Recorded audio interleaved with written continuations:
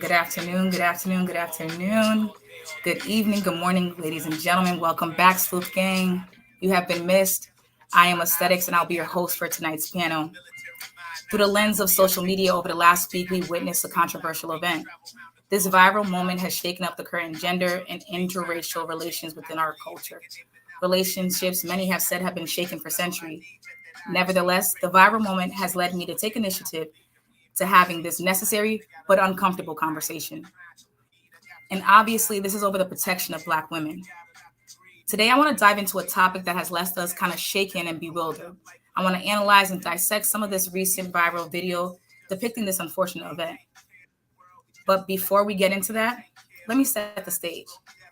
In an era of social media where one moment can shape destinies and spark worldwide conversations, we now find ourselves in the midst of a jaw-dropping incident caught on tape. An incident both horrifying and thought-provoking, which raises questions about humanity in its darkest corners. The alleged assault on Rho Bashe, captured in the viral video posted Saturday, September 2nd, 2023, is not just an isolated incident, but a reflection of a deep-rooted issue that persists in our society. It has ignited a fire within me to utilize my documentary filmmaking skills and a content creator to shed light on this matter and initiate meaningful conversations. Some of you may have known, over the past 3 years, I've had the opportunity to travel the country and meet some amazing forward-facing artists, organizers, leaders, and social justice warriors. By organizing this panel, I aim to bring together diverse voices and perspectives, because it's critical to create a safe space where individuals can openly express their thoughts, concerns, experiences related to incidents like these. And this platform will allow us to delve deeper into the underlying causes of such acts of violence and explore potential solutions. And I just want to have this candid conversation, not just by myself. So please, aiding to make sense of this tragedy, please welcome them to the show, our group of panelists. And not in any particular order, I would love to bring onto the stage Brandon, if you could just tell us where you're coming from and like who you are and where you're located.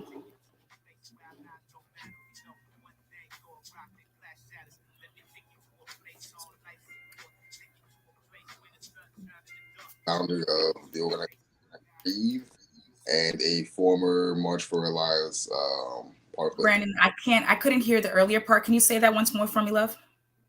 Oh, can you hear me? Yes, I can. Thank you. Okay. All right, my name is Brandon Descent. I am from Miami, Florida. I am the founder of the organization Breathe, author of the Breathe Bill, and I am a former Parkland / March for Our Lives activist. Thank you, thank you, thank you. Chef Satia.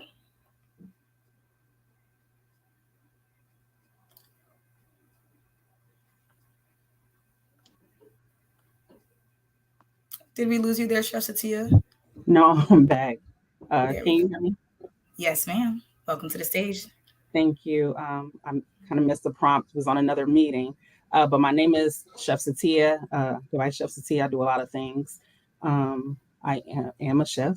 I am the founder of Sushi that aspires to inspire one Black girl at a time, and also the owner of 57 North, a catering company. We have a huge philanthropic component to our business. Um, I am from Chicago. I represent Chicago everywhere I go, but right now we're doing this great work in the Bay Area. Thank you, thank you, thank you. Thank you, Chef. Tia. Ruby. Good evening, everyone. My name is Rubia Garcia. Real name is Lindsay Garcia, but everybody calls me La Rubia or the Blonde. Former educator, born and raised from New Orleans. I also the owner now of New Orleans Salsa Bachata Festival, and also Justice for All advocate and current law student at the Southern University, class of 2025. So appreciate y'all. Thank you. Thank you, thank you, thank you. Dr. A. Hi, hello, Hello, everybody. Hi, aesthetics. And hello to everyone watching. My name is Dr. Avery Atkinson. I'm known as Dr. A. I am a holistic wellness practitioner. I specialize in psychosomatics. I'm very excited to bring the concept of holistic health and wellness to this very, very, very necessary conversation. You can catch up with me everywhere at Lady A Global, or you can visit averyatkinson.com. And I would definitely love to bring some wellness to you guys because wellness is where self and self care meets. Thanks for having me. Thank you, thank you, thank you. Lateria. Hi, everyone. Please excuse my voice. I'm losing it a little bit. My name's Lateria. I'm honored to be on this panel amongst all of you. Hey, Dr. Avery, I'm your biggest fan. I am the founder and curator of Young Black and Aware. Um, I'm also, a major advocate for children, youth, and families in the nonprofit field. Um, yeah, that's all I'll say for now. I'm super happy to be here and a part of this discussion. Thank you, aesthetics. Thank you, thank you, thank you. Akeem.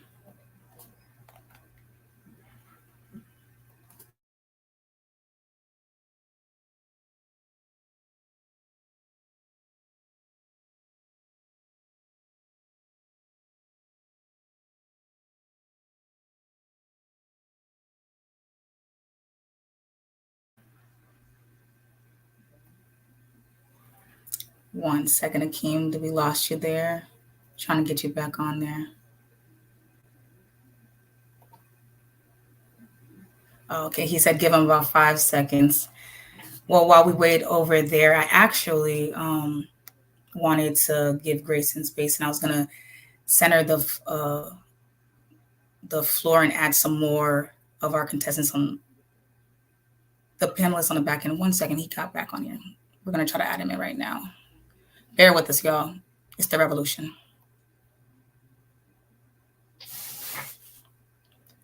There we go. Let me hold space and be a part of the panel.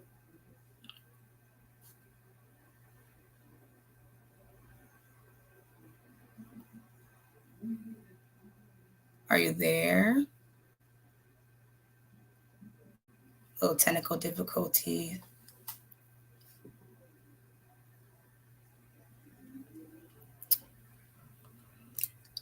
Akeem. I'm gonna just remove you just for the time being. We're gonna let you come back on and introduce yourself at a later point.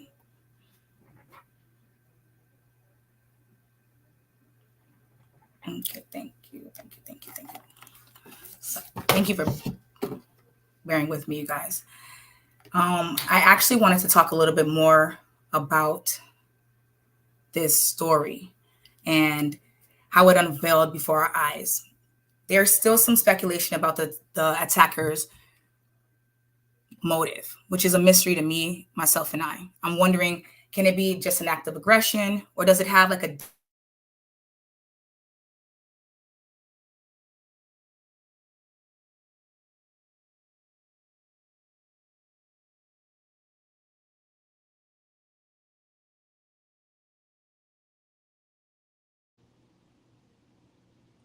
I think you might have cut out, unless it's just on my end.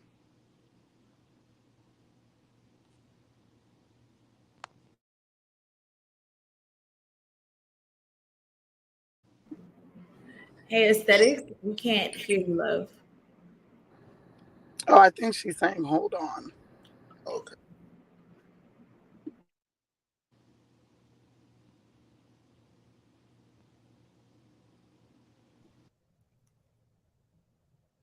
While she's waiting, can I just literally say, her and I had a conversation when we talked about this panel.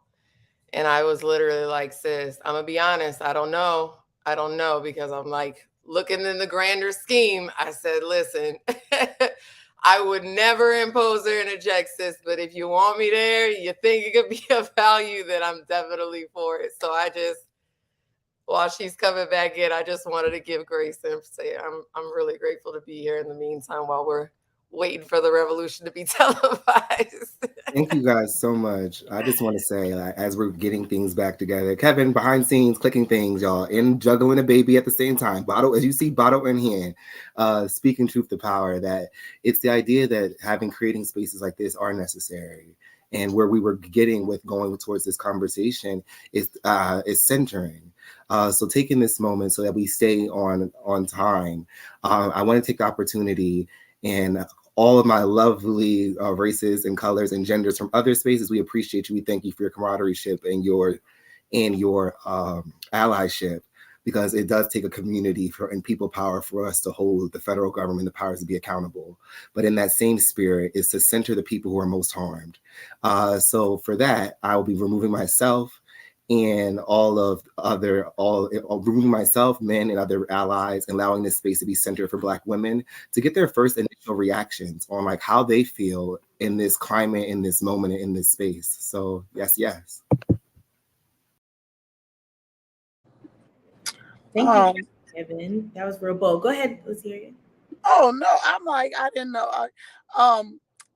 Dang, now I kind of forgot the question, but I think he said what was our the initial reaction to it. And it's really to just center you guys in this moment, because the people who, yes, we all feel a type of way. Yes, I was mad as hell in those comments reading, but I'm a Black man, like, you know what I'm saying? Right. At the end of the day, we want to give space to center your feelings, your reaction before we keep going to this conversation. And oh, we lost them. Come back. Well, since you got the mic, sis, what was your Well, look, I'll tell my initial reaction. Yeah. So, I mean, honestly, I think like most people, it was WTF. Like, is this for real? Like, and as you know, I was just shocked. It was like almost like a cover your mouth moment, because I was in such disbelief that happened. Mm-hmm. So that was my initial reaction. Mm-hmm.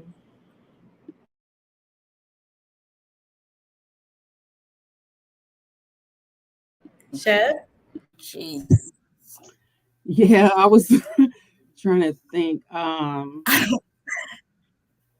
Because initially when I speak about this every day, all day, probably like the rest of you in some form or fashion, I was just, I was really upset.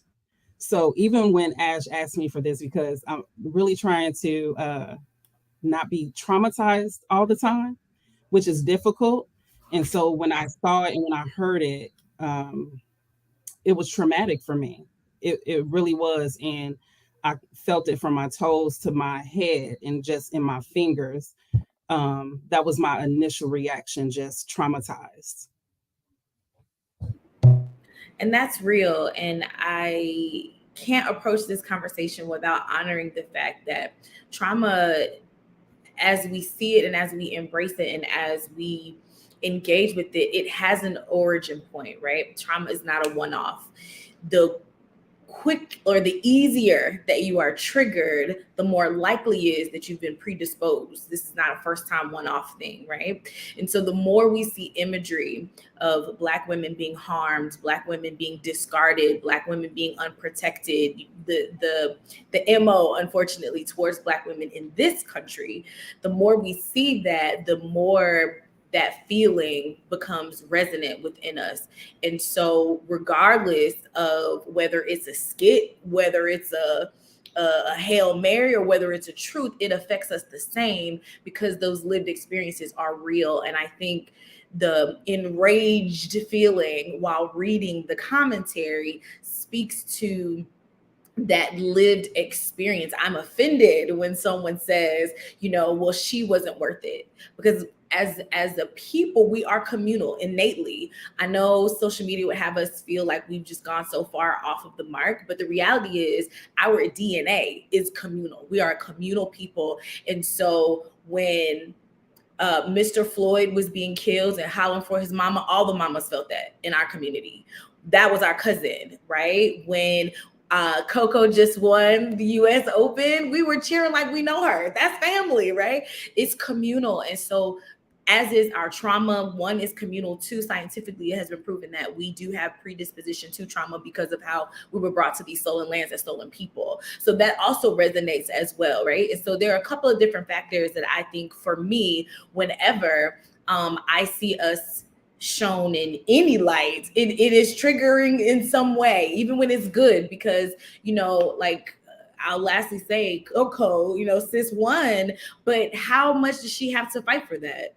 How often does she have to go to the ref's chair and say, hey, you're not calling it fair? So much so that the ref said, you play too fast, maybe slow down. And we've seen it before, right? Like it's like we get to enjoy the good, but there's always a caveat. It's never just straight out celebration. And so when we see the extreme, such as someone being harmed in violence, it is very understandable, Chef. I am on board with you. It is very triggering, and it is definitely traumatic. And it does give us the responsibility to gatekeep our own healthiness, gatekeep our own wellness, and decide what our personal boundaries are, so we aren't in a state of anger all the time, right?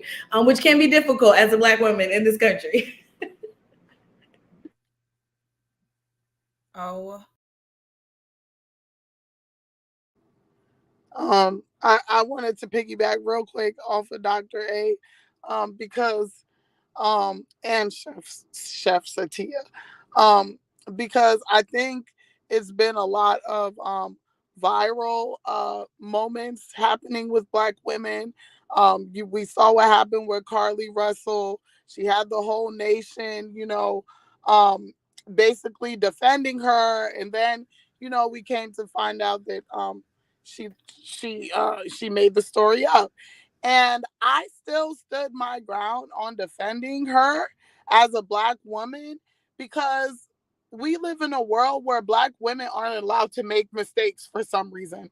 Where we are held to the highest extreme when it comes to repercussions for our mistakes. And if no one else is going to speak up for us, guess what? I'm going to have to do it, because I refuse for us to always be painted as just one decision paints our entire character, and it's unfair for Black women. Yes, I love that. And if I can say, to add to your point, for me, I'm looking at what caused that. What was the root of that? Specifically for Carly, I'm saying. You in med school, living your best life, right? Like, she had support of her family, all this, but what was happening in your environment that you felt to go to that extreme? There are clearly some variables happening. And I would surmise to say a lot of it had to do with the space you were occupying and the skin that you were in. Because UAB is not a HBCU by any means. It's definitely PWI. And it's in Birmingham, right? So I love exactly what you said. Like, what's the rest of the story? And why is it that we can't celebrate our humanity and or even give grace and space for our humanity as Black women?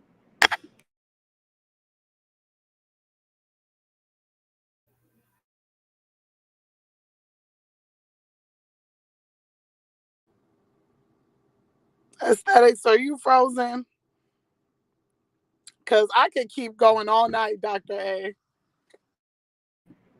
Absolutely. I keep pausing because I see her coming in, and I want her to navigate the ship here. But yeah, for sure. We could literally, because this is our experience, right? Like, we could literally talk about this all day. And I'll just say this, because we haven't gotten to that part of the conversation yet, but I will say that for all of the gaslighting that I saw in the comments, and for all of the unfortunate men who are hanging on, well, I should say people, for the people who are hanging on to this myth that there's this secret agenda of Black women to take down Black men, all of that doesn't negate. You can have feelings about that. You can stand 10 toes down. That could be the hill that you decide to die on. This is your life and you're free to live it however. But I really think it's important for us to understand that feelings are not facts, right? You could feel like Black women don't love you. You could feel like we don't deserve anything but the bottom of God's shoe, right? You could feel that. You have a right to feel that. But the facts are that 40% of domestic violence, 45% of domestic violence instances involve Black women. The facts are that 40% of intimate partner violence involves Black women. The statistics are that every day 5 Black women are unalive. The statistics are that 198,000 Black women and girls are missing. That go missing every year in this country, and we only make up barely 14% of the population. So you could say, oh, it's 40% is not majority, but we're the minority. So that is, statistically speaking, forget your facts. I mean, I hear you, but at the end of the day, we have to have that unnecessary conversation about why we are where we are. And then how do we heal it? We have to find the root and uproot it so that we can grow something else. We can harvest community. We can harvest love and respect for one another. We can authentically protect Black women, not just because it's a good marketing look. Yes. So moving forward, and I thank you guys. I see you, I appreciate you, and I honor you, and I thank you for your authentic, genuine responses because it was horrific. But to bring the rest of us into this space, as I add them in, Dr. Abe, I would love for you to lead us in our grounding, and then we will be all back together in this communal space to hear our rest of our comrades' initial responses. Yes. Absolutely. So as they're coming in, we can just start to set the pace of breathing.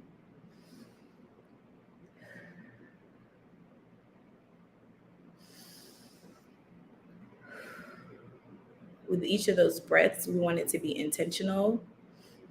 We want to feel our shoulders becoming light.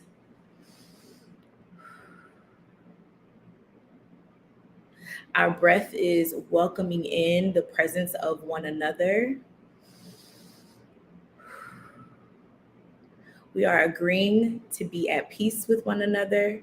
We are agreeing that this work is necessary. We are agreeing that our part in this work is needed.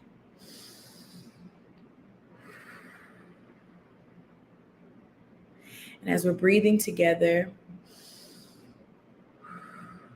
we are acknowledging the Creator that lives within, the Creator that works through, and the Creator that binds us all the way around. We are here together for a purpose, and that purpose will be carried out to the fullest without incident, offense, or harm.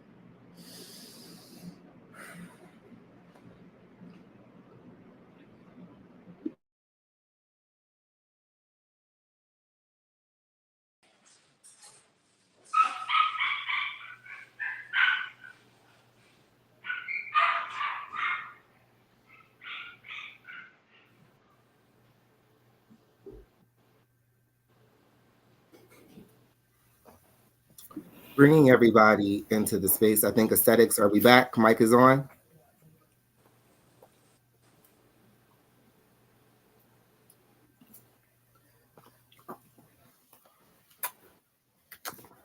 Aesthetics. All right. So we're here. Bringing everyone back into this space. Oh, Muffin, I'm coming. I would love for everyone else to please let your moment and let us hear your initial responses. And I'm gonna let go. So Hawk, anybody else wanted to step through outside of our beautiful Black women? Let's hear these responses about what you saw in that interaction the day of. For me, it was first I want to say peace and power to everybody here. Thank you. I'm seen. I am heard. Oh my God. I feel like I just went through everything that I want to talk about today in the past 10 minutes. It's been 24 minutes, to be quite honest with you guys. I was stuck in the matrix. I was asking if y'all could hear me. I saw y'all going out. I felt like I was having my Wakanda moment and the ancestors were talking to me and y'all carried it through. I appreciate y'all. I want to say sorry because I have no idea what is going on. I do believe the technical difficulties is coming on StreamYard's end, but I definitely just wanted to say my apologies. This is my first time utilizing this platform, and the reason that I utilized it was because of the multi-purpose of being able to have a panel so big all at once. And Instagram only allows you to have up to 4.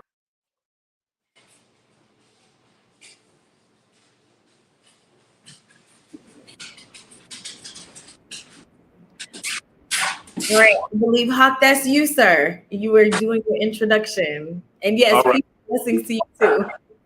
All right, no, I was talking to my dog. Well, yeah, for me it was different because what I noticed here in New York City and what I notice everywhere, when a white woman is attacked, everybody comes to their rescue. Asian men aren't going to let their women be attacked, and neither are Latino men, right?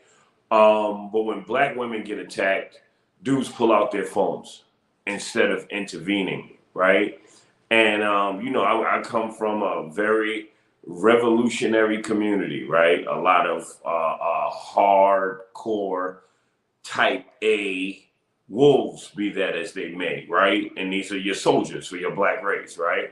And what I'm realizing with some of them is there's a lot of anti-black woman sentiment, and it's crazy to me how these men want to be protectors of the whole community, but it's like, if a black woman says something, we have to evaluate, we have to research. We're like super CIA agents to find out, to verify if what this black woman is saying is true. So it's weird, right? Because we got a lot of dudes right now who are just worms, right? And soft, right? And I'm me. Okay, I love everybody. I represent all of my people, everything black, but I'm cut from a cloth that's not really like this new time that we live in. I'm progressive, but I'm still cut from that old school cloth where men are protectors, right?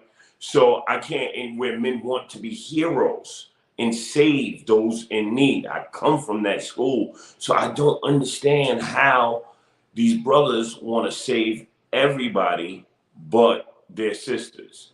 And lastly, like, you gotta understand, my generation grew up on misogyny everywhere. It was Snoop Dogg to the music to every single thing. We birthed a new wave, a new age of misogyny. So I think a lot of my brothers need help psychologically. I think a lot of us gotta unpack some of that, that was instilled with us that we like. It worked for me, I was as toxic as they come. And I think a lot of my brothers need help, So I speak to, quote unquote, a lot of real dudes out here, and I just try to bring them up to speed on where we are, instead of talking at them and accusing them of being toxic and this and you're what's wrong with the world. I'm one of them. I just progressed and I found enlightenment, so I try to help enlighten them.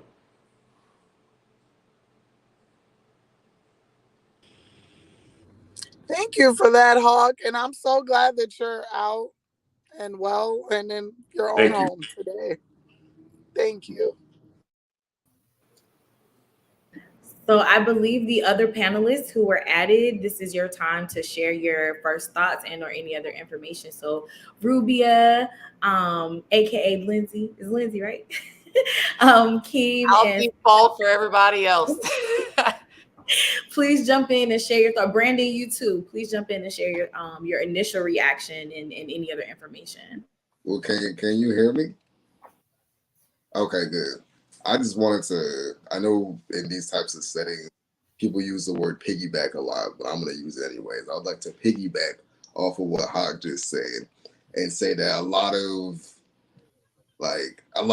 lot of young brothers that do need help, and they're seeking it from, are we allowed to curse on here? Yes. Okay, a lot of weird motherfuckers like Andrew Tate and these bald podcasts, who, and like these are a lot of the same people online. I don't know if y'all who know me for the last couple of years saw like my videos about like Andrew Tate and all these other types of people who, I don't know if you saw like the backlash I got in the comments from some of my more misogynistic followers, but there are people, I posted that 10 months ago, there are people still going back and forth under that video today, dying on that hill, that Andrew Tate is innocent, that Tory Lanez is innocent. You know, these are people that are the first people to condemn victims like Megan Thee Stallion, who was shot multiple times by a black man, while simultaneously being the first ones to defend people like Andrew Tate, a literal sex trafficker and rapist, or R. Kelly, you know, who's been on camera multiple times doing unspeakable things to 14-year-olds. You know what I mean?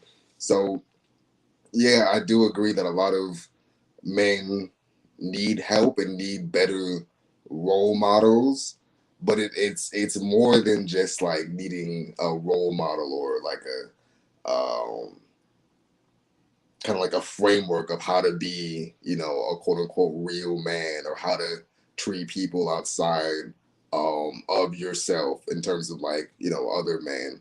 I think that all of these you know, armchair keyboard detectives like that are praying for not guilty verdicts for Tory Lanez and whoever else, just so they could use people like Megan Thee Stallion or Carly Russell as a face for all victims of abuse, to progress this pre-existing narrative that there's this epidemic of women lying about being abused. I think that comes from like a even deeper place of hatred for women, specifically Black women, that's not being discussed.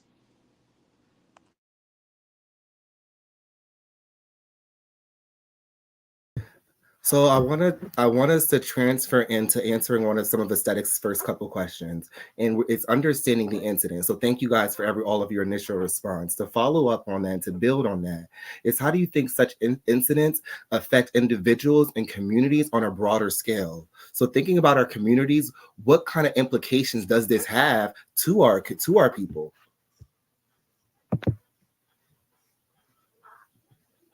And it doesn't matter who wants to go first. I'm gonna read the question one more time. It's, how do you think such incidents affect individuals and communities on a broader scale? I'll hop in. I mentioned earlier about the statistics of what we see. I think the other part of the statistics is that it's not always grown men that are committing these acts, right? You have, just here in Birmingham, we had one young lady, she was 14. Her boyfriend, I believe, was 15, and shot her in the head. So it's getting younger and younger and younger. And I think, to Hawk's point about misogyny, there's a uniqueness to misogynoir. Like it is curtailed specifically to Black women. And so what I think the greater impact is, one, in our community, we're planting new seeds and definitely need to plant new ones. I think also, when Black women are the punching bag, I think the moniker, really, if we're having an honest conversation, is that we are the last stand between the proximity to whiteness, and that's a very real thing. I think also, regardless of what we can be encouraged to think by media about our place in the totem pole of existence, at the end of the day, we will always be the innovators. We will always be the ones that people imitate. We will always be the people that are most feared because of the power that we have. And so because of that, when we dismiss our own, it gives licensure to others to do so. And it gives space for others to feel okay. And we hear it just even generic terms, right? We hear, oh, well, y'all are worried about gun violence. What about Black on Black crime, right? The minute we bring up systematic change, the minute we go toe to toe, it's the first thing they say, because it's not really about the Black on Black crime. It's about the get out of jail free card. And so the more that we give space to the disrespect and the misogynistic, overtones towards Black women, the more the society at large will see fit. And we do have to keep in mind that we're the minority in this country, but globally we are the majority, right? And people are still looking to the United States on how to treat the majority of women who look like us in other places. So I think we have to be very, very careful about what we put into motion. Momentum is real, as is energy, and people definitely mimic what they see.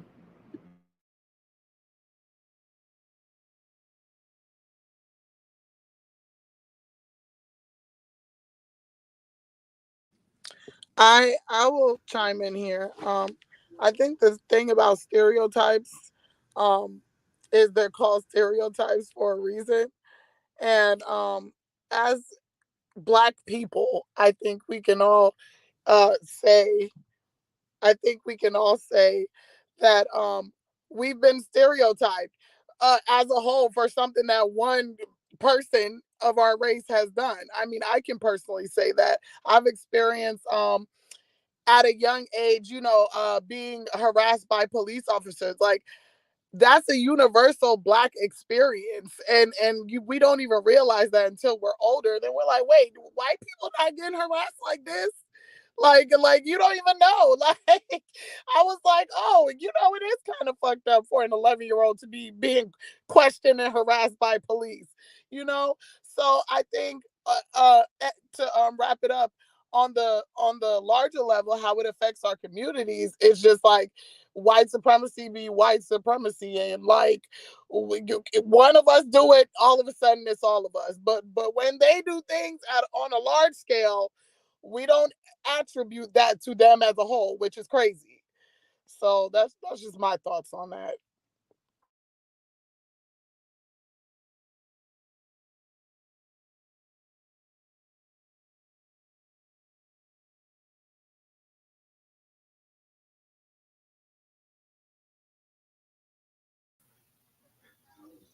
So Hey, can y'all hear me? We can hear you. You can hear me? Hey, so first of all, I'm not very good on live streams. I'm still getting used to this format. So let me know if y'all can't hear me or if anything technical is going on. My name's Scott, by the way. Nice to meet y'all. Hope y'all having a good day. I love the conversation, but I will jump in and say, like, because I didn't say anything for initially, but I'll say that, like, I think that this is more of an intersectional problem than people give it credit for. And I think sometimes, not taking away from anything that's being said, because I agree with everything, but I think that sometimes the solution for problems like this are way more intersectional, and there needs to be more of a nuanced understanding of what's really going on. Like, for instance, not trying to attack anybody, but just to say that, like, there's a lot of different ways to look at us as Black men and being defenders and being helpful to the community in different ways that it looks, especially on the ground. I come from LA, so we on the ground. We take a certain, I'm sure in every city, you take a certain amount of risk by being on the ground and really defending, not just like even just Black women, but all of our women in general, all of the Black women in the marches, all of the people in the marches, taking those responsibilities. So where I'm going is that, like, sometimes there's different ways to interpret protection and how you protect people, when you protect people, where you protect people. For instance, like, some people think that the most, like, for me, like, there's been situations where, like, I could have fought, but that wouldn't have been what kept me safe. What would have kept me safe was filming the incident. So for instance, like, even though, like, to me, I have more of an alpha mentality where it's like, stand up and do something now. And so I can relate to what the brother was saying earlier, where it's just like, excuses could be made all day about what somebody did, or after the fact, now you want to try to take, I think Black men should be, like, more understanding about the fact that, like, after something happens, people try to ruin your character after. There's 2 deaths that happen for a lot of activists. But that being said, I think it needs to be more intersectional with the solution. Like, we can't just only harp on what Black men are doing to create these issues either. So that's the reason why I'm here. I love these conversations, but I shy away from these conversations because I don't think I think people a lot of times speak more from a triggered standpoint and from a trauma standpoint, which is honestly understandable. So, like, you want to have safe spaces and then you want to have real conversations. So hopefully this is going to be a real conversation. I'm here for it. But I do think we should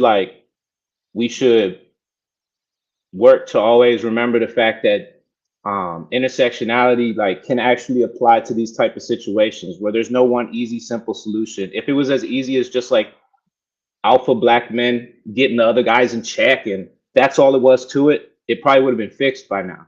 There's more that needs to be done. It needs to be a community thing. And the fact that our community has been, like, basically ripped apart over the last, especially 5 years.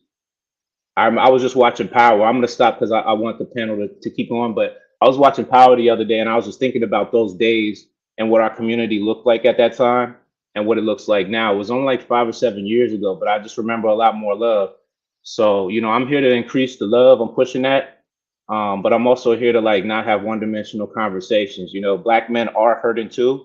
And I think no, people need to stand up on that area as well. That black men are also being discarded as well.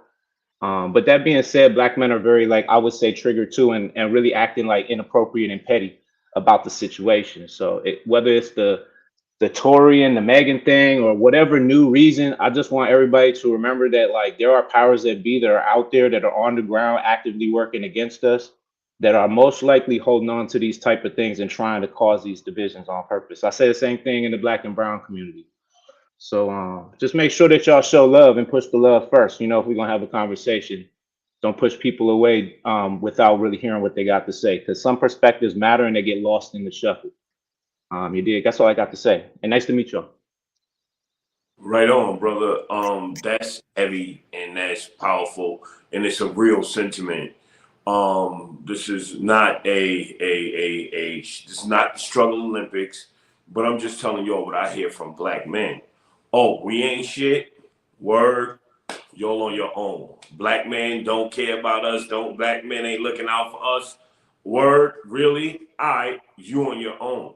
What a lot of us saw in the activist community, in the wake of George Floyd during the uprising, a lot of black men were targeted.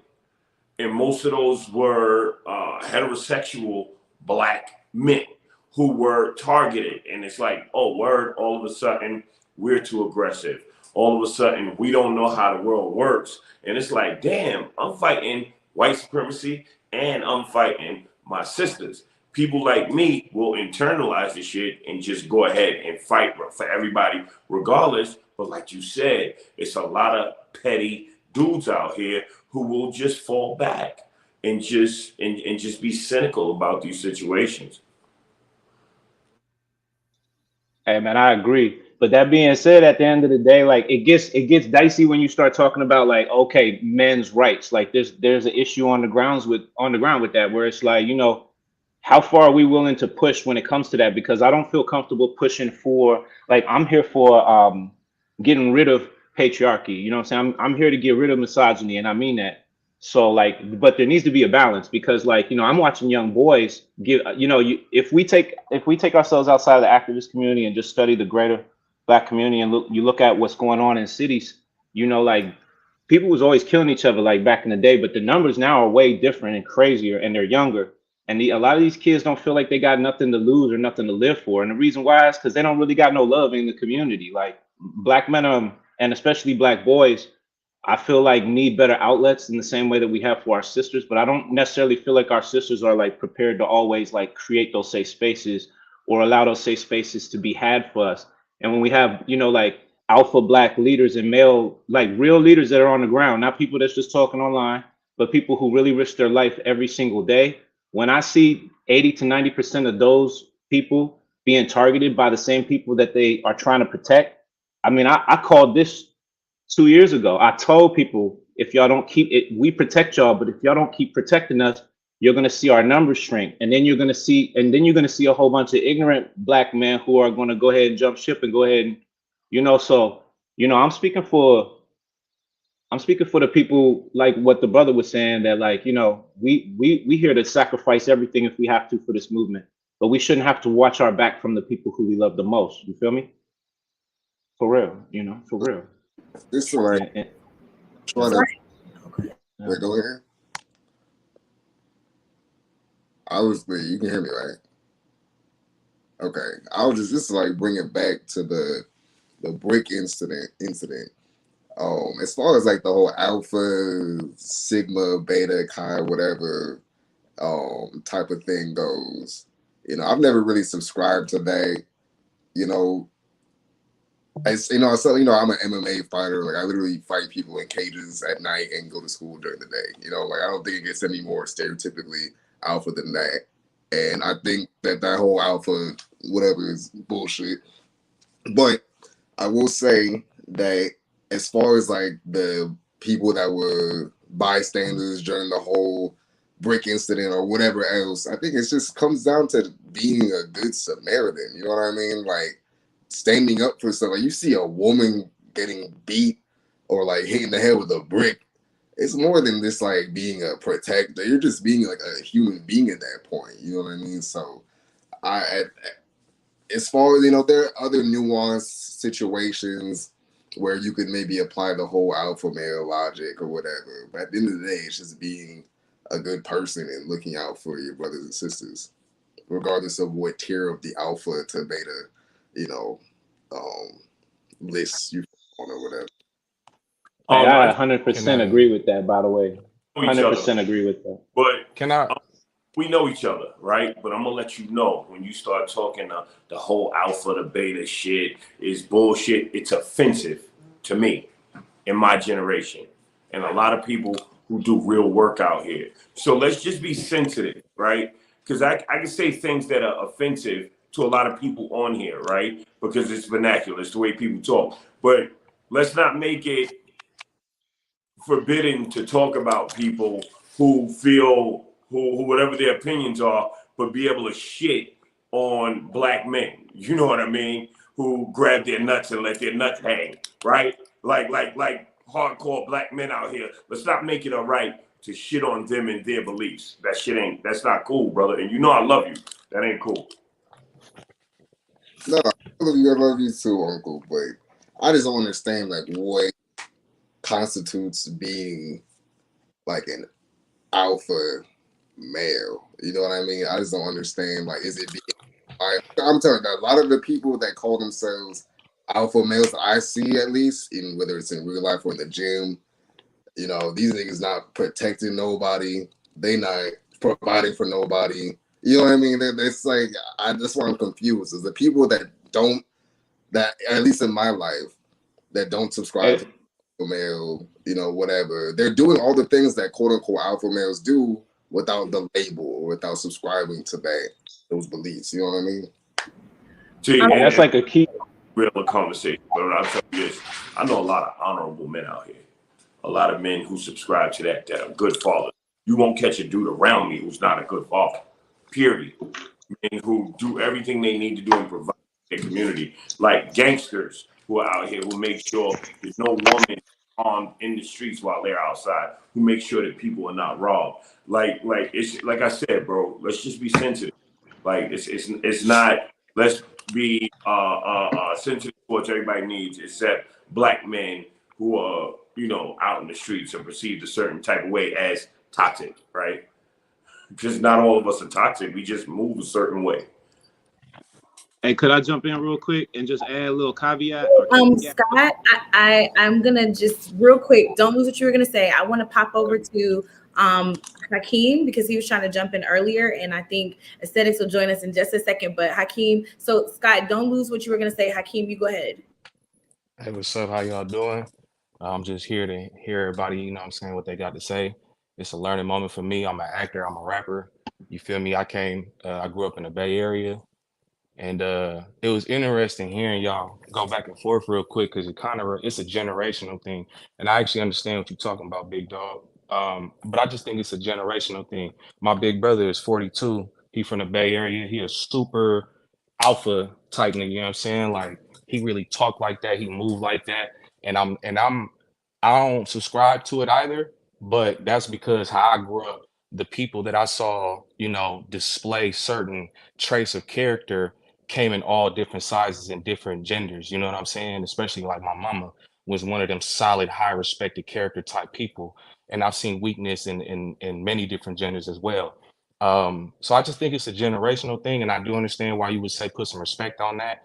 For me personally, I don't subscribe to the alpha thing. That's just me. I grew up in a different era, generation. I just think it comes down to courage. And I think that courage isn't rewarded in the society that we live in. I think that misogyny is a global issue. And, when we talk about misogyny, it's rewarded financially. It's not disciplined on no level. You can go through every major institution. It's not disciplined. Financially, people don't necessarily lose out when they engage in misogyny.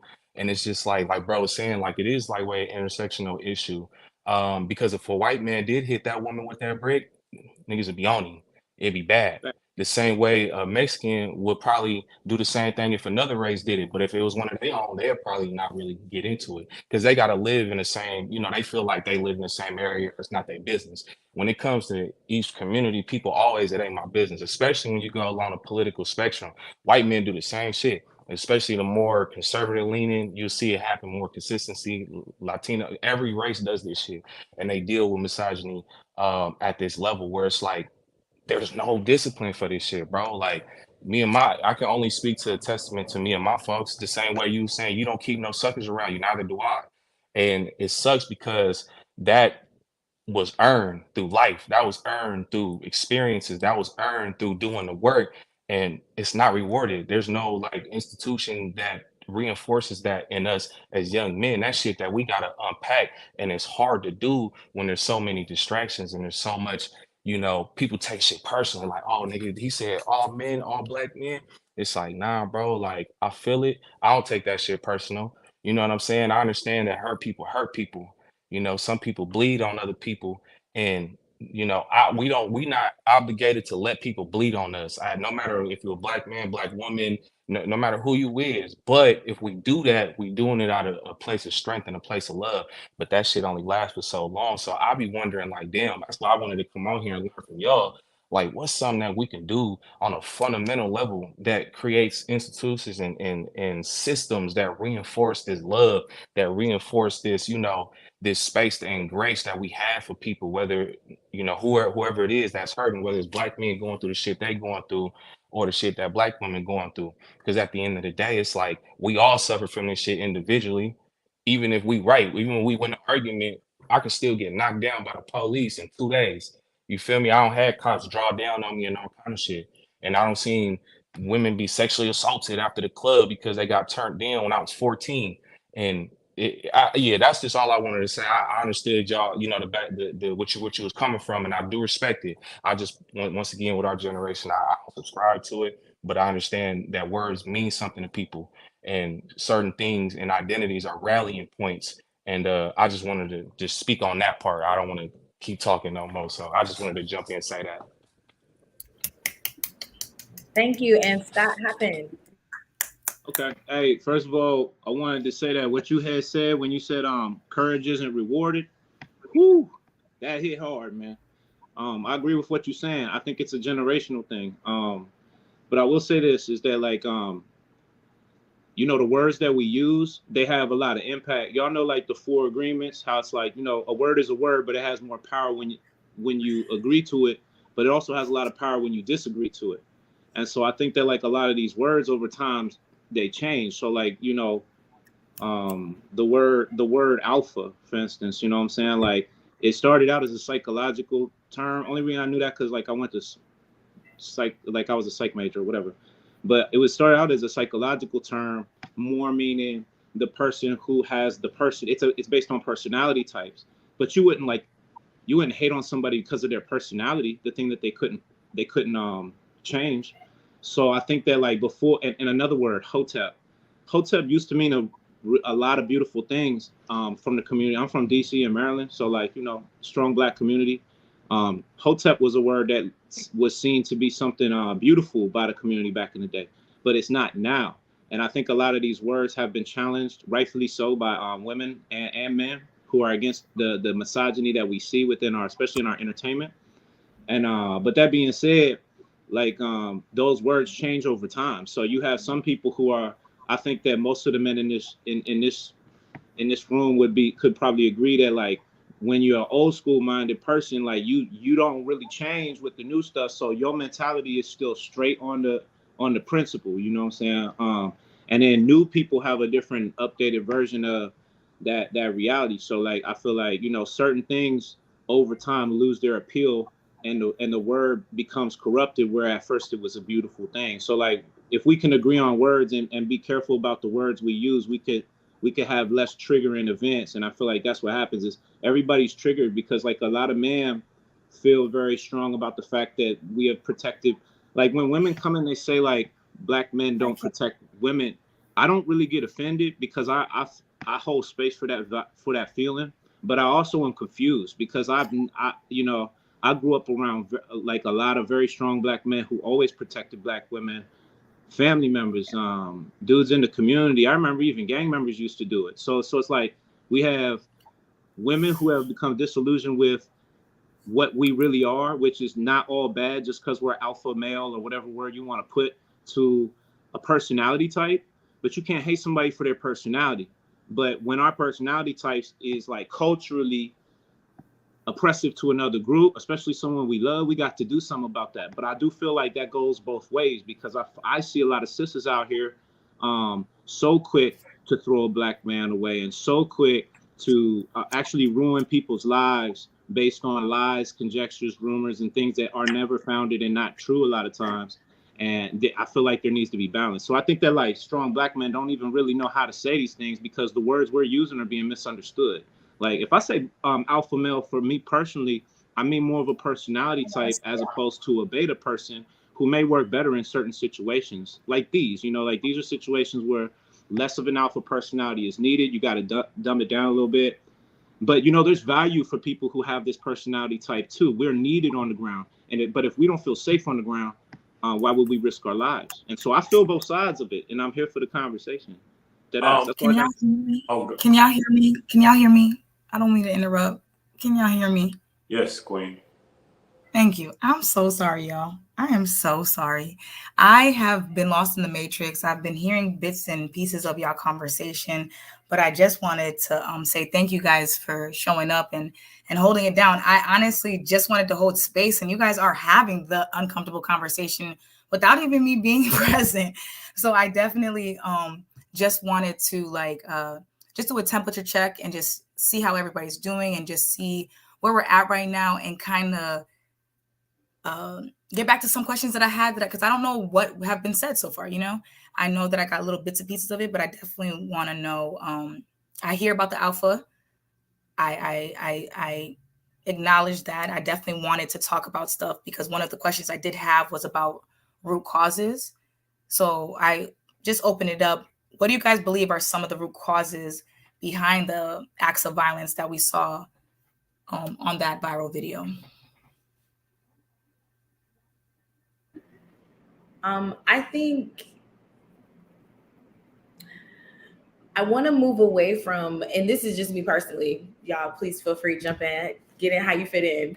For me personally, I'd like to move away from that video specifically, because unfortunately, the humanity of it would undermine what we could potentially be talking about, because it could easily be dismissed with, she made it all up, right? So me personally, just in general, I think when we are discussing our community as a whole, I believe there's a duality to our existence. I believe Black men have a very specific existence in this world, specifically in this country. And I think Black women have a very specific experience. And I don't think those two things can cancel one another out. So I think the violence towards the community as a whole genuinely boils down to power, right? The establishment of this country was about power, getting to power using the least amount of skills possible, right? Freedom from another country, establishing power in this country on the backs of others. So stolen people, stolen lands. Constitution was written to keep that power within a specific group, still consistently on the backs of others.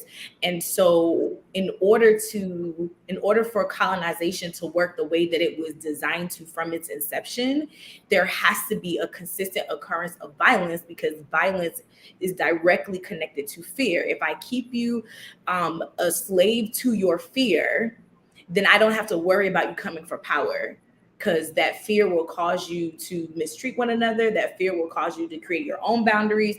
That fear will cause you to live within limitations I don't even have to create for you. Fear does the work, right? So I think the violence that we see is rooted in fear, but even deeper still rooted in power. As I said earlier, I think the contingencies for misogynoir specifically is about proximity to whiteness. And we can see that within other groups trying to be the model minority. So I think that's a thing. I think also when we're talking about, had things to say about the alpha male conversation. Aesthetics, you might want to have a whole other panel for that, because I think it's definitely necessary to talk about I that. absolutely will. Only, and on top of that, because untimely fashion, like I was trying to keep this under an hour. We're pushing the hour mark within itself. And the irony that now Jebediah want to give me clear service and y'all can hear me, and I'm just like, oh, well, that's all, folks. I didn't even get to do my spiel, but I definitely agree with you, and I would love to be able to host that type of conversation at a different time, and be mindful, because I do not want to trigger people. I do agree with what some of the gentlemen were saying on the stage, talking about sensitivity and how certain words may be a trigger. So I just want to be careful when going in that, because I do want to curate a space where Black men and women feel like their voices are heard. I definitely don't want to be someone that is just clickbait worthy or just getting a rouse up. That's why I took the time that I did to get the panelists that I did. And I know that it can be hard, or it can be disheartening to see or hear somebody that you may have thought had other viewpoints, and then you see them live and they say something else and you're like, oh, I'm not going to follow you anymore. And I'm like, no, let's stop. Because that's what happened to me. And I know we spoke about our initial responses to that video, and we I know you said you wanted to take away from that, but I feel so bad, because I'm like, I feel like you had the whole conversation without me, and now I can't even ask what I wanted to ask, because you're like, you know what, we're past that aesthetics. I'm like, you're right. You feel me? We are at the conclusion part of this live stream. So I definitely want y'all to continue the conversation. I'm going to digress and step back, and I'm going to let y'all continue the alpha male conversation, because look, this is, I don't want to hold you guys up. So I think we moved. I think we moved past it, but I did want to just wrap up really quickly and say also, just to put in perspective about root causes, right, and root issues. We are still seeing the remnants of that today. If we look at, for example, Fonnie Williams, right, the DA in Georgia, it's no way that this woman is doing the good Lord's work, okay?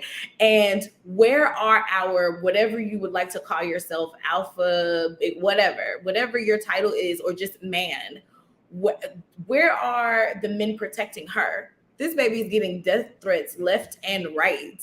Where's the Nation of Islam? It's no way that the home of the KKK is up the street and no one thought, let's go protect our sister who's doing this work. Or even the judges. I know I'm from North Carolina. We have one Black judge who happens to be a woman.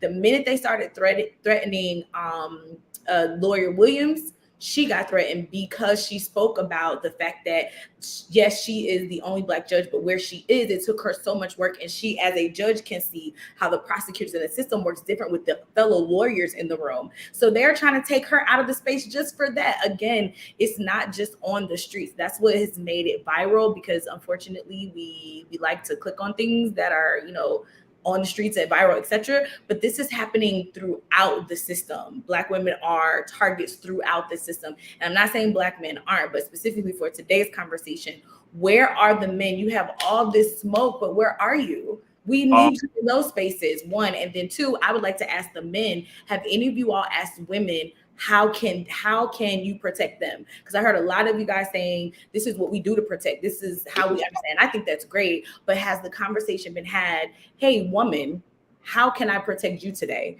Because the protection might not look like showing up with the strap. Protection might be, I need a hug today, right? Have you guys had that conversation? I love that last comment. Sometimes okay. Go ahead, brother. I'm sorry. I'm not trying to. No. Go ahead. It's on you, brother.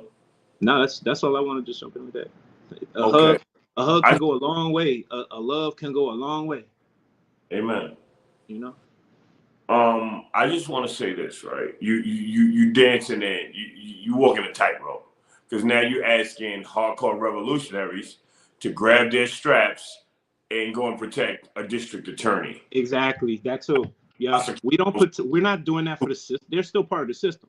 Yeah, we not. But I'll tell you this. There was some Black farmers in February who the KKK was threatening and the police were threatening, and we went out there with big ass guns with drums attached to them, 100-round clips attached to them, and we was ready for whatever. And unfortunately, those were your alpha men. You know what I'm saying? I wish it was a lot more of these young enlightened people, but most of these were street dudes who understand how the world works, who came to the rescue of our people. Let me tell you this, no matter how much you want to be sensitive and how much you want to be heart-centered, we are dealing with an enemy that has no heart. We are dealing with a soulless enemy who only understands power, okay? Who only understands guns and bloodshed and tough talk. So you running up to a soldier in a tank talking about, listen to me, this is how I feel, you're going to get your ass smoked. And you're going to get everybody in your community smoked. So you can be as heart-centered as you want. I don't care if you gay, trans, whatever you are. I love you. I hug you. I put my life on the line for you. But there's a time and a place for everything, right? And when the shit shakes out, it's the street dudes who out here rioting. Not the enlightened people who's using all the right terminology and all the words. It's the street niggas like me, right? When it's time to fight the cops, it's the street niggas like me. Most of the activists who I know that are young and in touch and heart-centered, they don't went home. It's the goons out here holding the fort. Like this is why I'm like, yo, show some appreciation. And lastly, the toughest people in these streets on the liberation tip are Black women. Thanks. That's not okay. You're all good. Yeah. And everybody else is the Black woman. That's why. And this is something I've seen time and time again. The men are standing around and chill, and the Black woman be scrapping with the cops. You know what I mean? So we gotta honor and protect the Black woman. But I got a question. We have to step into a place where we mentally prepared to do that. Yeah, I got a question. And this is for the women in general, because I'm a believer in education, and what I mean by that is like when I have these type of conversations with friends and we talk about like battling white supremacy, it's like one of the most fundamental like ways that these motherfuckers win outside of obvious violence that they utilize at their disposal is the whole way our education system is set up is to create worker bees so they can extort and take our wages and continue to feed the billionaire class and the oppressors, right? So I'll be like, bruh, how is it that once again, like I said earlier, what Big Homie just said, that shit once again, that's earned through blood, sweat, and tears, through hard work, through the mind and the soul of doing the work, but it's not common. And I'll be wanting to ask like women, like, how do we get shit like institutions and systems that create education that we get them young? So I'm gonna just keep it real short. Long story short, I work for a nonprofit youth organization in San Francisco called Project Level, right? My big brother's a rapper and he retired because he wanted to, help the community. He was taking people on tour with him to get them out the hood. And they was like, 19, I'm talking about like, straight dudes, killers, all this shit. But they was getting killed when he went back home. And he was like, bruh, I can't save none of them. Like, as soon as they go back to the environment, they dying or they go into prison for life. So he had to go younger. So we started not just this school, but we created a space to go get them at 12, 13, 14. And it's a lot of kids I don't tap in with that I meet them where they at. And they got so much love and appreciation because that's what Rich saved my life. I met him when I was 19. He took me out of my element and showed me a world that I didn't know existed. And his damn near entire staff is all women that runs his shit. So it's like I understood the power in that. And I understand that I'm telling myself, I swear to God, I wish that what we taught in the space that we created was like through all the schools in America, because we have those conversations. When they make certain remarks, I don't laugh at that shit. I'll be like, that shit ain't funny. Like that shit corny. Like y'all talking about women in this way or young girls, like that's not player to me, brother. Like I keep it a butt. And they'll look at me and they'll be like, my bad, bro. They so impressionable. Cause I remember being that age. I remember being impressionable. They seeing what they see on the internet. They seeing what they see in media. So they dominating all spaces and platforms of education. And I'm like, damn, bro. So I'm asking y'all, like, I don't know shit. I'm an actor. I'm a rapper, bro.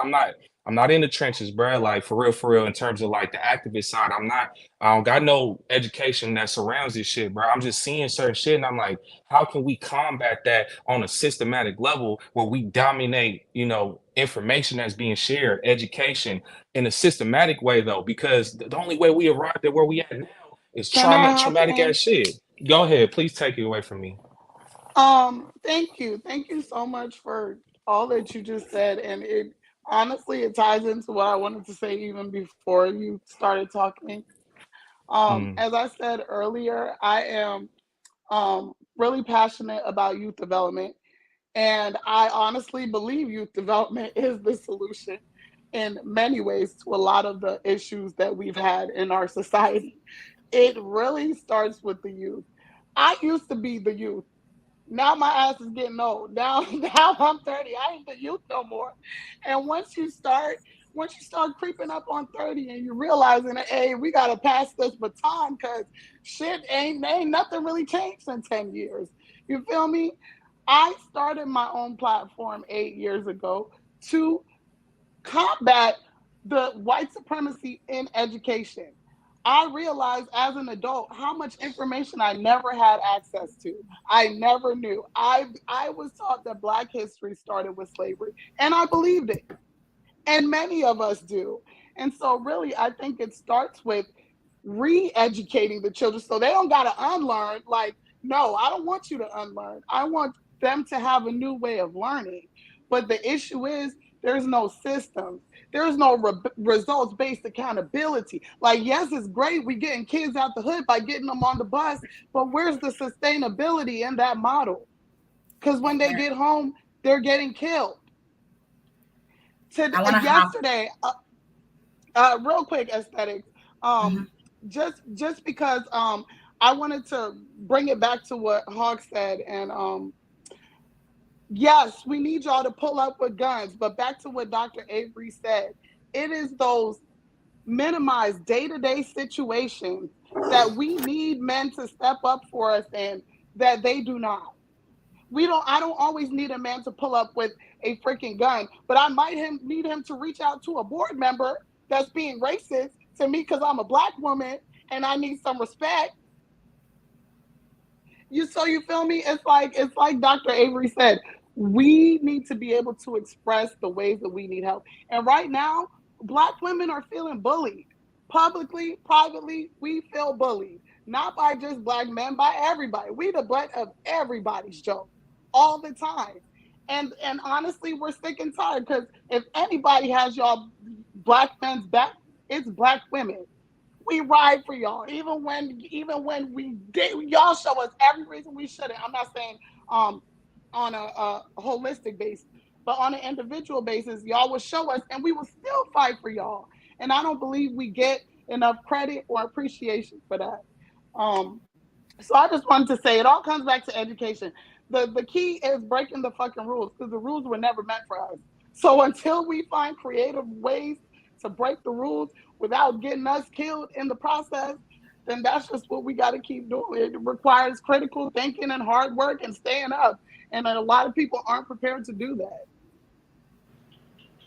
Thank you. I want to hop in real quick because I like I said, I've been hopping in and out and I've been hearing everybody, but I also want to make sure that like I hear from everybody and I don't quite know. And you just mentioned something about education, and I know Ruby as an educator. I know that as well. You're actually well known, not only just being like an advocator and also being in law school and doing all that, but education is how you kind of started your path. So I do want to ask you about like the hand-in-hand double-edged sword, because you have gone viral multiple times just off of what you say, and it's the way it's actually both. It's not what you say, but it's how you said it.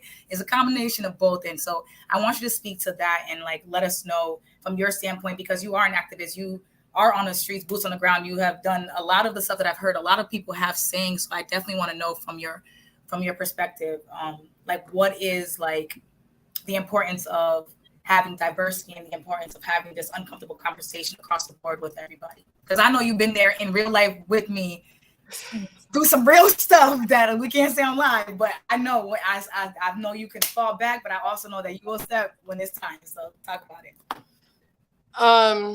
First, I just want to start out. Can everybody hear me? The most important thing, and I kind of touched on it while you kind of dipped out, sis, was when Ash called me to even have the conversation. I was like, I would never impose myself into a conversation. But for instance, if I felt like it was,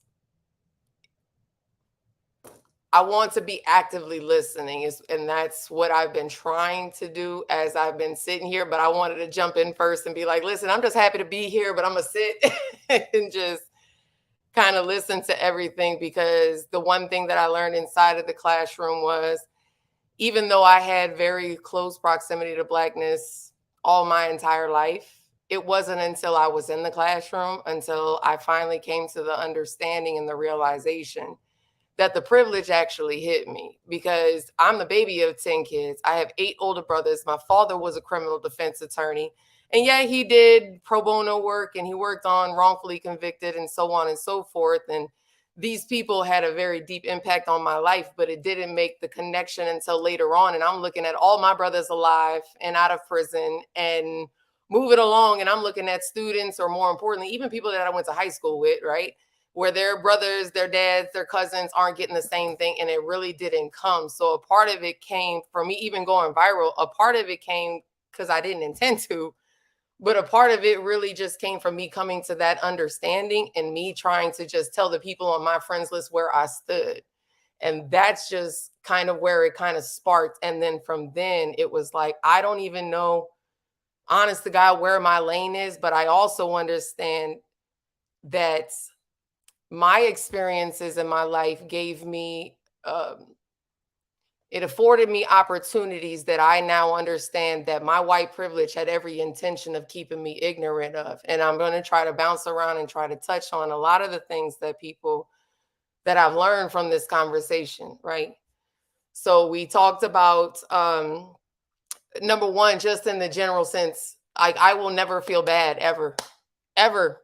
Whether regardless of the circumstances and the facts come out later that it wasn't, I will never feel bad for standing in for a woman and saying, you know what, that's what it is. And the reason why, or this is to protect a woman, particularly people of color, and my sisters of color in particular. I'll never feel bad about that. I didn't feel bad about it for Carly Russell, so I step in with Dr. Atkinson on that. I don't feel bad in this instance, regardless of the circumstances, because it really didn't matter to me, because in my sense, it doesn't take away from the detraction of, number one, since time immemorial, women in general have served a subservient role. And then when we talk to the last 400 or 500 years, and we're talking post-Atlantic slave trade, and we're talking about the actual system of white supremacy, because racism and patriarchy go hand in hand. Because let us not forget, in a historical sense, which is my background, it was very telling for me that when it came down for, the Reconstruction Amendments, 13, 14, and 15, the reality is these men in the system, we talked about the Constitution, this system that didn't mention women at all and counted Black people as 3/5 of a person in general, then went on to later on give the vote, as diluted as that was via poll taxes and things like that. They gave the vote to Black men before they gave it to women. And we can go into even further and go in and dissecting all of that, but that's how close it is, and it goes hand in hand. And I'm speaking only from my perspective, because at the end of the day, I sat in these rooms for many a days and many a years. I heard the end with the hard ER, and I didn't, like, in the vast dichotomy of all these voices and all these conversations, it didn't mesh well with my humanity as it had come. And then when I became a teacher and an educator, nowhere was it more evident. And when I actually went viral and spoke out publicly was after Tamir Rice, because Tamir Rice was no different than my students inside of my classroom. That's what it looked like.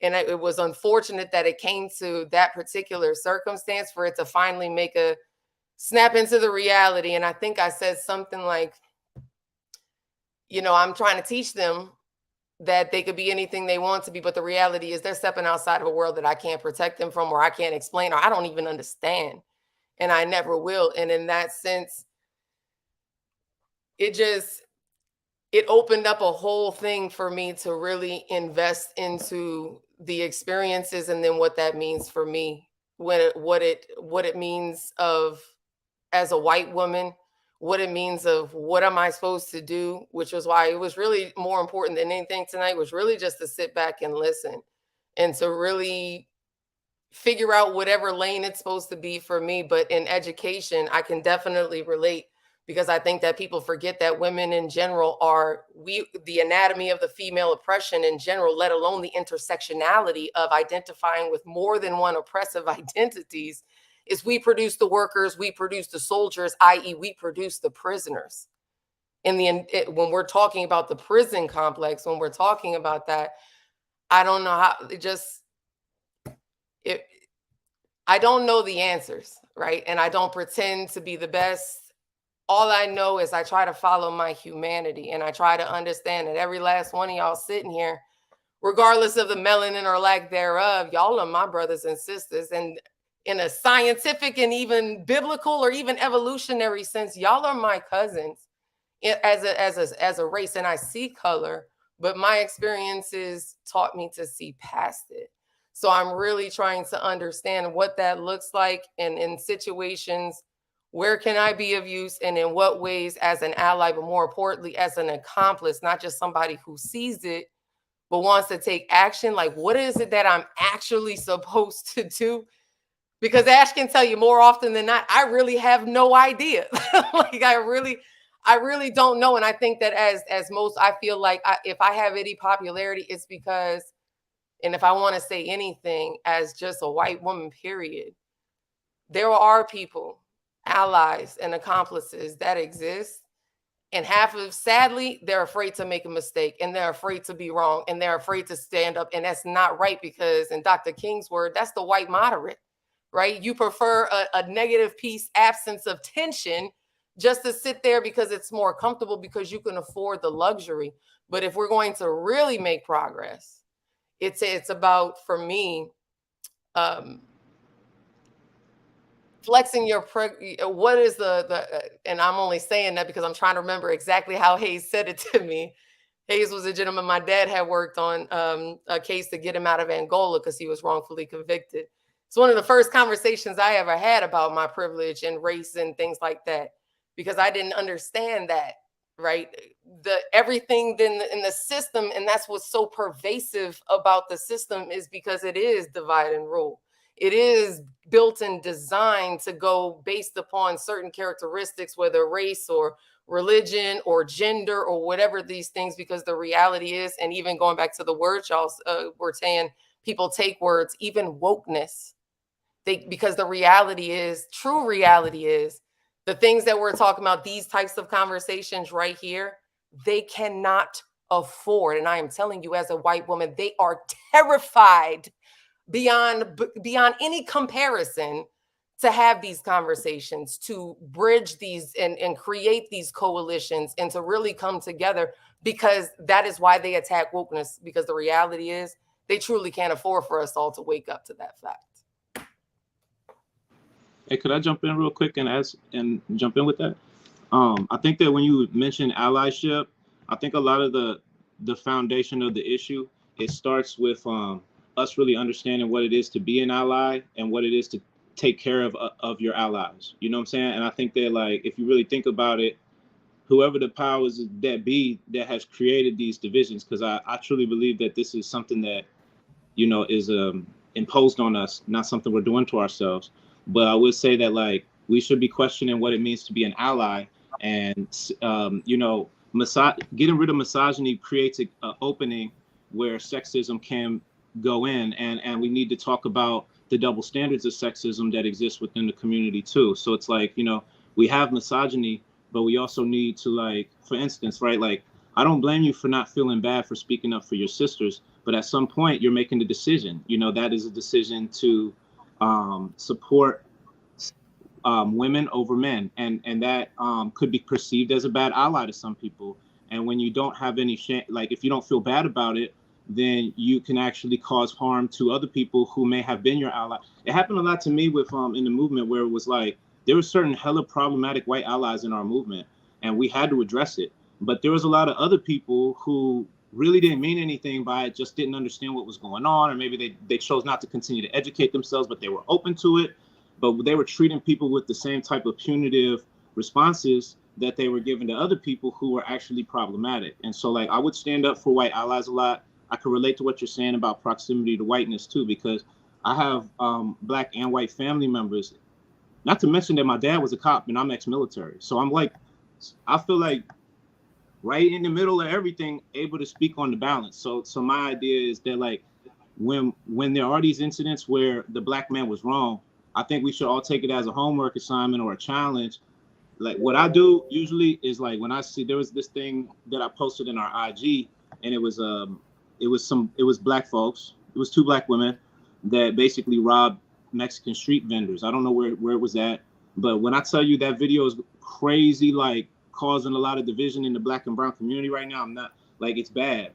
And this is another issue. And so to me, it's not just Black and white, Black men and women, or men and women in general. But my thing is, when we have a problem like that, when we jump in and we say, hey, look, like, because people were trying to, like, troll me when I was like, hey, look, Black and brown unity, no matter what, we stand on it. And if y'all ain't, you know, when Ashley hit me about this situation, I could tell that this shit affected her, you know. And to me, I was like, hey, look, like, regardless if I'm in your panel or not, or whatever's going on, I hope you hear from a Black man that we still love you. Don't give up on us. And I think that, like, that's a powerful thing to say. I don't got to argue with nobody. I'm not going on there arguing. I'm not going on there being petty, because to me, this is, like, one of the most effective things I can do with my Instagram. I'm not trying to post nothing that's going to traumatize nobody, but maybe, like, think about that. Like, you know, if you make a mistake, because we're going to be lied to, there's going to be people that's going to try to manipulate us. And we should have space for people to fact check. If somebody fact checks and somebody's character don't match up, that's relevant to speak. But we should have sensitivity to the fact that, like, this is what white supremacy has used to murder us after we were already dead for years, you know what I'm saying? But I would challenge people to say that, like, a good way for a solution is to consider what allyship really means. And when we're put in positions where we have to choose male over female, we're automatically put in a position where you can't be a good ally to one person if you choose the other over the other, you know? So there was a lot of, I'm going to end on this. There was a lot of white allies in our movement that were some very effective, experienced, qualified, loving, empathetic people who taught us a lot. Just like our LGBTQ allies, we learned a lot from y'all. And I think it's a danger for Black men. I'll speak on us too real quick. They need to hear us working it out. They need to hear us, like, willing to work it out and willing to show love, to have these conversations. So we should work it out and have women hear it, you know. But at the end of the day, like, stay strong, man. Women love us too, but we gotta remind them that we love them. You know what I'm saying? I think that's what they need to hear from us right now.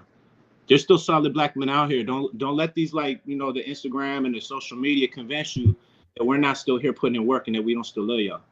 And I say that to my brown, to my Latino family too. You feel me? So, I digress.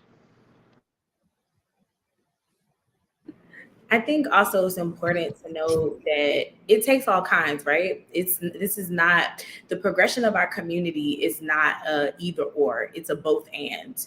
And I think when we begin to see it that way and we begin to flow in grace that way, I think we'll get to our destination faster. I know me, myself, I'm both an activist as well as a nonprofit owner, as well as an entrepreneur, right? Like, literally, and aesthetics was there, and, you know, Lataria was there as well. I went from the boardroom at a state shareholders meeting. I bought shares to be at the table, and on the outside, you guys might have felt like, oh, you part of the system, we're not gonna protect you. But guess what happened? When I went in there, I was definitely attacked on camera, definitely cornered.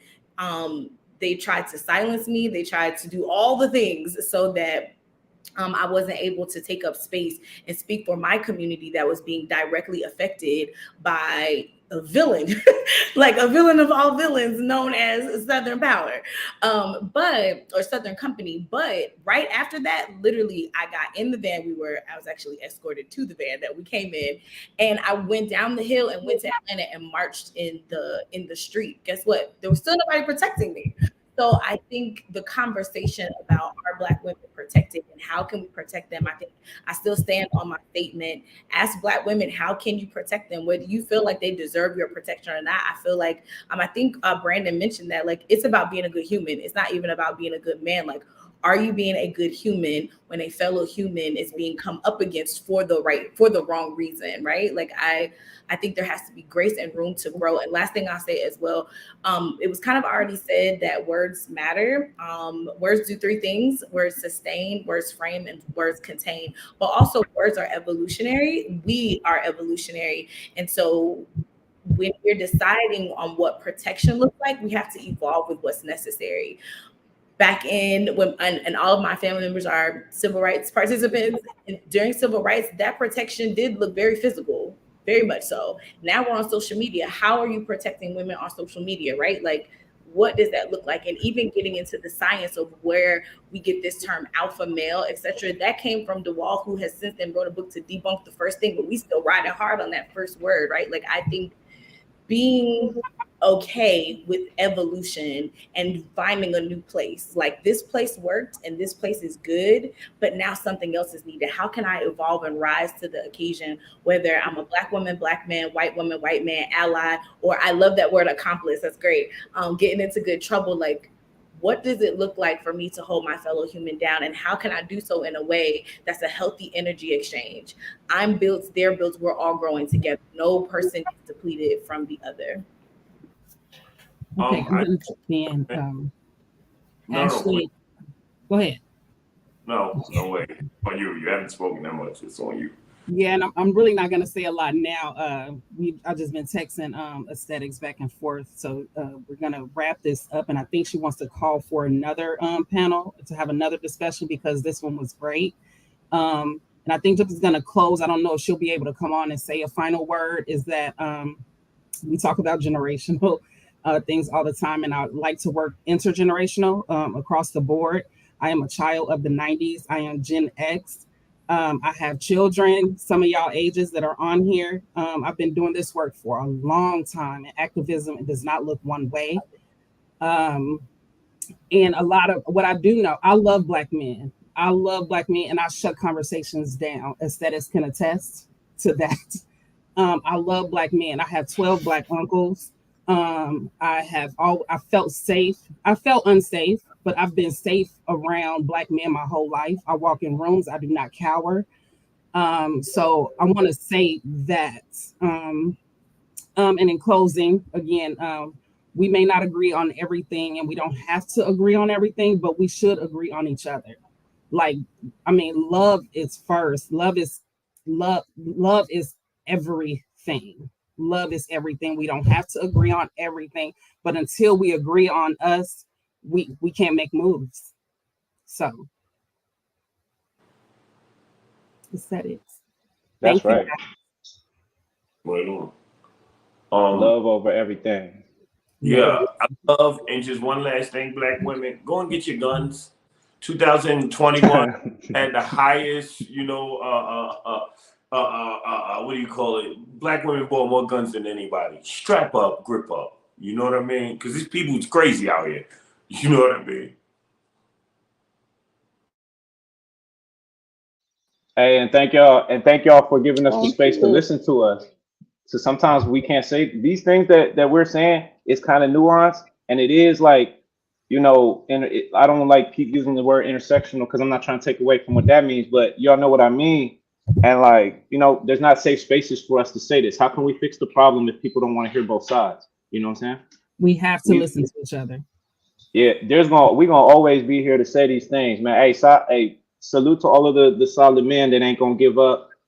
It does feel like we're under attack by women, by our women. It does feel that way, but we ain't ever gonna stop believing in our community. At the end of the day, I come from the real community. Like, thank God I came from, because I got white family members. I have racist white uncles, but I come from the real Black community. There is no misunderstanding with me about where the love base lies. Like, we're gonna always be strong, and we're gonna always be coveted. They're gonna always try to take our culture. They're gonna always try to take our ideas, and we always gonna bring new ones. You know what I mean? I love y'all, sis. Like, nice to meet all of y'all. Yeah, definitely. Are we doing closing statements right now, or because my shit logged out?